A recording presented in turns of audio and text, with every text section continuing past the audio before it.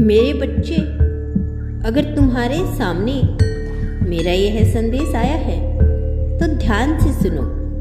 तुम्हारी माँ क्या कहना चाहती है? मेरे बच्चे, जो होना तुम्हारे भाग्य में लिखा है वह होने से तुम तो क्या, कोई भी नहीं रोक सकता। इंसान जैसा जैसा कर्म करता जाता है उसे वैसा ही फल मिलता जाता है। आज मैं तुम्हें तुम्हारे ही कुछ ऐसे कर्मों के बारे में बताऊंगी जिसका फल तुम भुगत रहे हो। मेरे बच्चे, अतीत के कर्म केवल इस जन्म के कर्म नहीं होते, कुछ कर्म तुम्हारे पूर्व जन्म के भी हैं।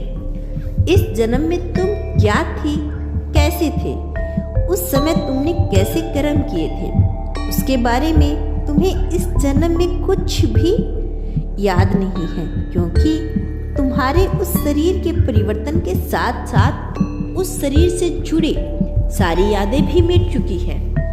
लेकिन यदि तुम्हें इस जन्म में किसी व्यक्ति से कोई दुख, ऐसा ही पीड़ा मिल रही है, तो यह मानकर चलो कि किसी जन्म में तुमने उसके साथ कोई रिश्ता निभाया था और उस समय तुमने कोई दुख मिला था, कोई तकलीफ मिली थी, जिस कारण उसे इस जन्म में तुम उसका भुगतान कर रही हो।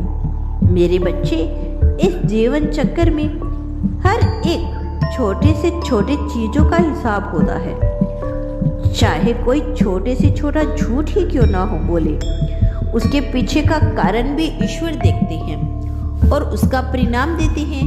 इसीलिए इस जन्म में मैंने तुम्हें जितना ज्ञान दिया उसका सही इस्तेमाल करो और कोई भी ऐसा कार्य मत करो जो अनुचित हो। धर्म के साथ रहो और दूसरों की सहायता करो।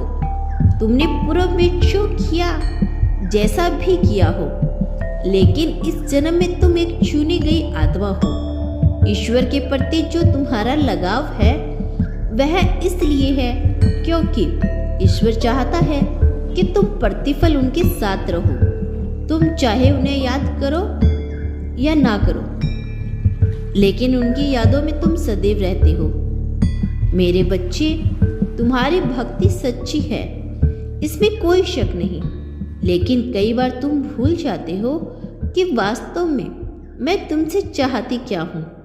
तुम इस दुनिया के आकर्षण में इतने उलझ जाते हो कि आसपास की घटनाएं तुम्हें परेशान करने लगती है।